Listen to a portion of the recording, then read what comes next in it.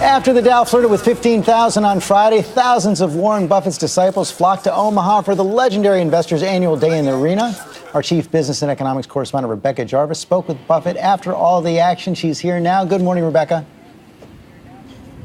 Hi, George. Good morning. And it may look like a dog and pony show here at the Berkshire Hathaway annual meeting. A 5K race, which is special for this meeting, just took off behind me. But the real reason 40,000 people flock to Omaha every single year is to hear from Warren Buffett himself on stocks and the economy. And that's where we began when we spoke. Well, I don't know the answer to what the market will do next week or next month or next year. But the economy generally has gotten better over the last 4 years. The stock market got very depressed. I wrote about it in late 2008, and said stocks are very cheap. They're not as cheap now. They don't look overpriced. They certainly look more attractive than fixed income investments to me. But I have no idea what the stock market will do next week or next month or next year. What about in your businesses? What are the most encouraging signs that you see? Well, we see a very gradual improvement, but we've been seeing that for about 4 years. On balance, they're moving forward, but not at a rapid clip. What would it take to get a more rapid clip? I think to some extent it takes time. We've had a lot of fiscal stimulus. We've had an extraordinary amount of monetary stimulus. And I think those were the right things to be doing, considering the incredible situation that existed in 2008. I generally approve of what, in the latter stages, after it hit, what the Bush administration did. I approve of what the Obama administration has done. Nothing is perfect, but we had some huge problems in 2008, and our country is doing reasonably well coming out of that. It's a lot slower than people would like, but it was a lot bigger problem than any of us had ever seen. When you say nothing is perfect, what do you make of the dysfunction in Washington right now? Do you think this could be a lame duck presidency? Well, it's tough to watch what happens in Washington, and it's gotten more and more partisan.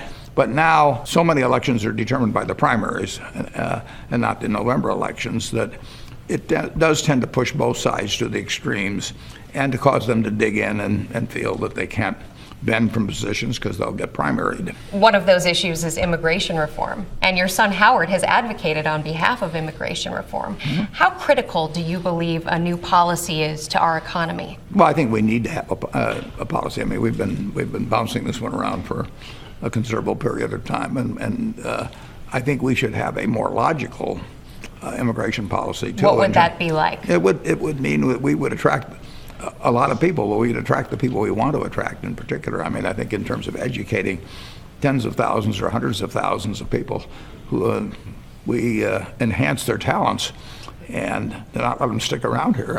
I'd like to see that change. You're saying take the people who come into this country for education and make them citizens. And certainly offer them the chance to become citizens, sure.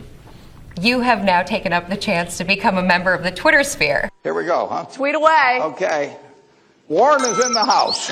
Which is a surprise to a lot of people because you held out for so long. You're still looking at a technophobe who's kind of pathetic in that, in all things new. But I felt it would give additional distribution, particularly to an article. I wanted to have wide distribution about women. So I joined Twitter, and it seems to be working. In the article in Fortune magazine, Buffett called women the key to America's prosperity, writing, "We've seen what can be accomplished when we use 50% of our human capacity. If you visualize what 100% can do, you'll join me as an unbridled optimist about America's future." You're bullish on women. I think we've made a terrible mistake in this country, and a lot of other countries too, but in not using all of our talent. I mean, if we said we were only going to let people, men 5'10" or below, engage in 3 or 4 occupations, it would be regarded as totally nutty.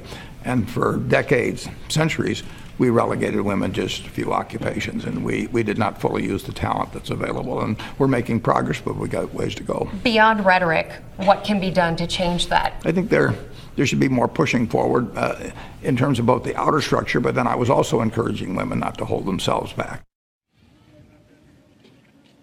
3 of the 13 members of Warren Buffett's Berkshire Hathaway board are women. That's a little bit better than the national average. However, there will be a man eventually replacing Warren Buffett. He says he has no plans to step down just yet, but the board and he are firmly aligned on one candidate, and it's not a woman.